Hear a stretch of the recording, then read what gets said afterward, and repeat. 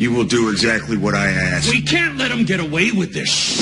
You will do your job!